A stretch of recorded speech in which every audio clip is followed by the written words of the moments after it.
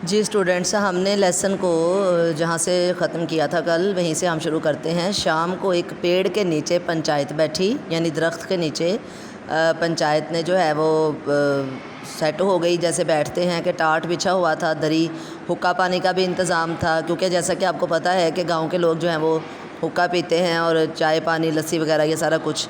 تو یہ سب شیخ جمن کی مہمان نوازی تھی۔ شیخ جمن نے کیا کیا، میں نے آپ کو کل بتایا تھا کہ علاقے میں ان کا اثر و رسوخ تھا اور کوئی بھی بندہ ان سے دشمنی لینا جو ہے وہ مول نہیں لے سکتا تھا، کسی کے پاس بھی اتنی ہمت نہیں تھی کہ ان کے خلاف بات کر سکے۔ دوسرا، انہوں نے پنچایت میں آنے والے لوگوں کے لیے خاص چائے پانی کا انتظام کیا اور اس طرح سے جو ہے وہ لوگ ان سے امپریس ہو جائیں۔ وہ خود الگو چودھری کے ساتھ دور بیٹھے حقہ پی رہے تھے۔ جب پنچایت پوری بیٹھ گئی تو بوڑھی بی نے حاضرین کو مخاطب کیا، توجہ دلاتے ہوئے پوچھا، پنچوں، سرداروں، آج 3 سال ہوئے میں نے اپنی سب جائیداد اپنے بھانجے جمن کے نام لکھ دی تھی۔ اسے آپ لوگ جانتے ہی ہوں گے۔ جمن نے مجھے تاہین حیات روٹی کپڑا دینے کا وعدہ کیا تھا۔ تاہین حیات، جب تک زندگی ہے، جب تک میں زندہ ہوں۔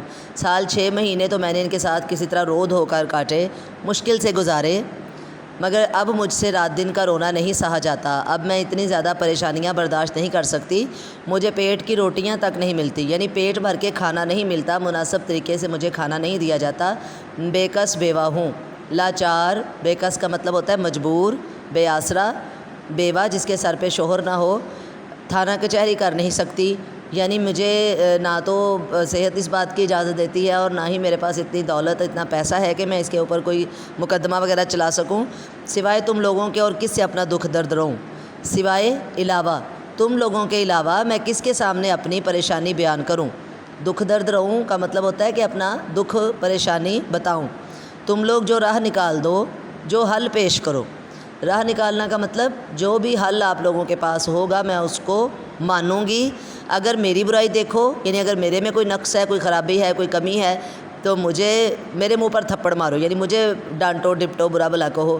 جمن کی برائی دیکھو تو اسے سمجھاؤ، اس کو بولو کہ یہ میرے ساتھ ایسا نہ کرے۔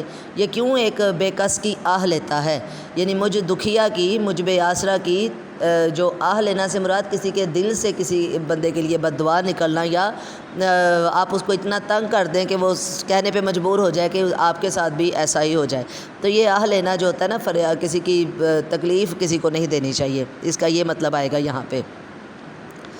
رام دھن مصر بولے، جمن میاں پنچ کسے بدتے ہو، یعنی تم اس ساری پنچایت کا سردار کسے مانتے ہو۔ یہ پنچایت بیٹھنے کا ایک اصول ہوتا ہے کہ پہلے پنچایت کا ایک سرپنچ یا سردار مان لیا جاتا ہے، کیونکہ تاکہ جو بھی وہ فیصلہ کرے تو اس کے سامنے سب کے لیے وہ فیصلہ قابل قبول ہو۔ تو رام دھن مصر نے جمن سے کہا کہ تم انتخاب کرو کہ تم سرپنچ یا سردار جو ہے وہ پنچایت کا کسے منتخب کرتے ہو، ابھی سے طے کر لو، ابھی سے فیصلہ کر لو۔ جمن نے تمام بیٹھے ہوئے لوگوں پر ایک اڑتی ہوئی نگاہ ڈالی، اڑتی ہوئی سے مطلب سرسری سے نظر ڈالی، اور دلیرانہ انداز سے کہا، بڑے جرأت اور حوصلے سے بولا، خالہ جان جسے چاہیں اپنا سردار بنا لے، مجھے کوئی عذر نہیں، مجھے کوئی اعتراض نہیں، مجھے کوئی بھی اس بات پہ بہانہ نہیں۔